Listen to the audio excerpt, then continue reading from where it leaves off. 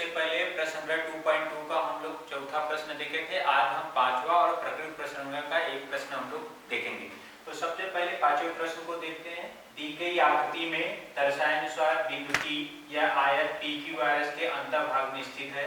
तो सिद्ध कीजिए कि TS का वर्ग धन TQ का वर्ग बराबर TP का वर्ग धन TR का वर्ग। ये हमें दिया गया है प्रश्न। ये चतुर्भुज PQRS एक आयत है, उसके अंतर्भाग में बिंदु T है।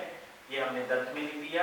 हमें सिद्ध करना था TS का वर्ग प्लस TQ का वर्ग बराबर TP का वर्ग धन TR का वर्ग। ये हमें सिद्ध करना था, उसी से हमने साध्य में इसको लिख दिया। इसको सिद्ध करने के लिए हमने रचना की। रचना में हमने क्या किया, विकर्ण PR और विकर्ण QS खींचा। जो नीली लाइन दिख रही है ना नीले मार्कर से, वह विकर्ण है जो परस्पर एक दूसरे को बिंदु O पर प्रच्छेदित करें। उसके साथ साथ हमने रेख TO खींचा, रेख TO खींचा। अब हम इसकी उत्पत्ति देखते हैं।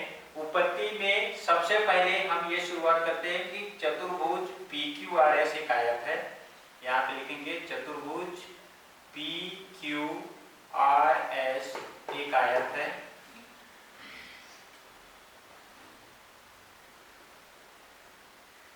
ये दत्त हो गया। अब आयत के विकर्ण परस्पर एक दूसरे के बराबर होते हैं, इसलिए PR यहां पर क्या हो जाएगा, PR बराबर हो जाएगा QS। ये कथन नंबर 1। और ये हो गया आयत के विकर्ण जो एक दूसरे के बराबर होते हैं। आयत का गुणधर्म है।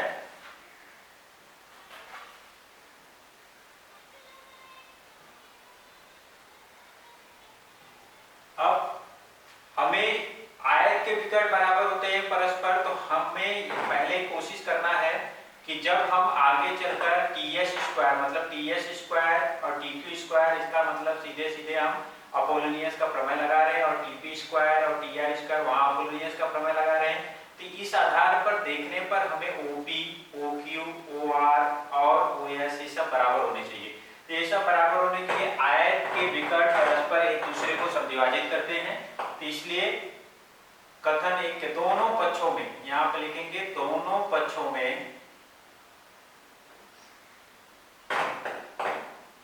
1/2 से गुणा करने पर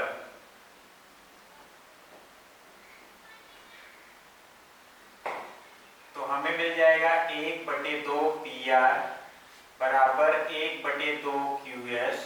ये कथन नंबर 2। आयत के विकर्ण परस्पर एक दूसरे को समद्विभाजित करते हैं।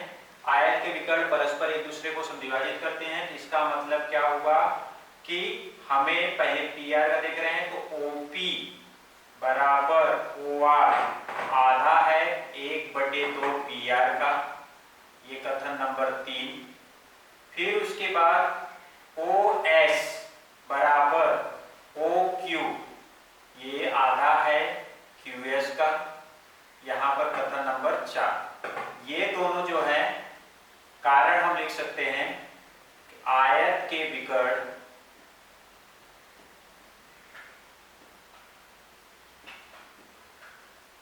परस्पर एक दूसरे को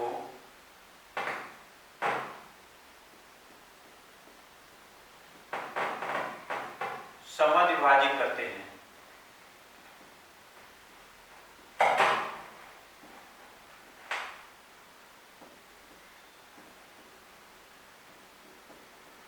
ये हमने लिख दिया।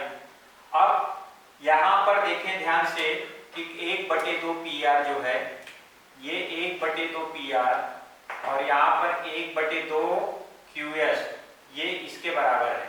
इसका मतलब कथन 2, 3, 4 से डायरेक्टली लिख सकते हैं हम। कथन 2, 3, 4 से हमें क्या मिल जाएगा, OP बराबर OR बराबर OS बराबर OQ। ये कथन नंबर 5 ये मिल गया।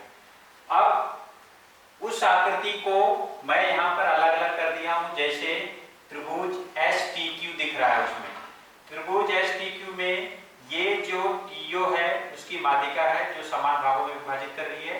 यहां पर भी TO उसकी क्या है, माध्यिका है। यहाँ पर त्रिभुज एस टी क्यू में, अब त्रिभुज एस टी क्यू में हमें क्या मिल गया कथन 5 से, कथन 5 से क्या मिला, एस ओ बराबर ओ क्यू, इसलिए रेख टी ओ यह माध्यिका है,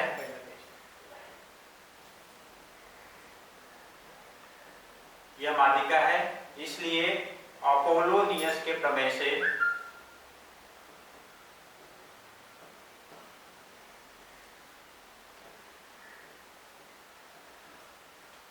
अपोलोनियस के प्रमेय से क्या हो जाएगा, टीएस का वर्ग, ये टीएस का वर्ग प्लस टीक्यू का वर्ग बराबर 2टीओ का वर्ग प्लस 2एसओ का वर्ग, ये कथन नंबर 6। उसी प्रकार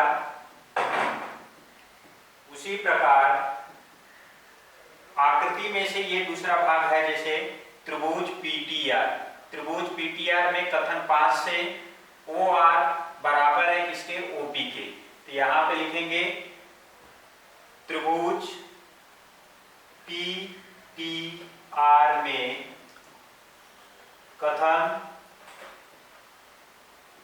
5 से हमें क्या मिलता है, ओपी बराबर ओ आर, इसलिए रेख टीओ यह माध्यिका है, ये टीओ क्या हो जाएगी, ये दोनों बराबर है, इसलिए रेख टीओ यह माध्यिका है।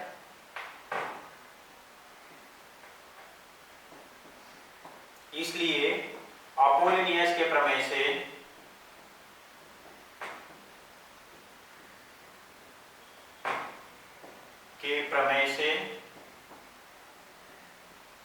अब यहां पर T R square TP square क्या हो जाएगा, टी आर का वर्ग धन टीपी का वर्ग बराबर 2टीओ का वर्ग प्लस 2OR का वर्ग। अब ये जैसे कथन नंबर अभी यहाँ पर देखते हैं, ये T2TO है, छठे कथन में देखते हैं तो 2TO दिख रहा है, यहाँ पर भी 2TO दिख रहा है, सिर्फ यहाँ पर SO है और यहाँ पे OR है, तो SO जो है वह OR के बराबर है, तो हम लिख सकते हैं कथन 5 से, कथन 5 से हमें क्या मिल जाएगा, TR का वर्ग प्लस TP का वर्ग बराबर 2TO का वर्ग प्लस 2SO का वर्ग, ये हो गया कथन नंबर 7। यहाँ पर आ जाएगा कथन नंबर 7, यहाँ पर हो गया ये 7। तो अब ध्यान से देखते हैं, तो कथन 6 और 7 में ये पक्ष बराबर है, ये दोनों बराबर है, टीओ और एसओ का वर्ग दोनों बराबर है, तो यहाँ पर डायरेक्ट लिख सकते हैं कथन 6 तथा कथन 7 से क्या मिल जाएगा हमें, टी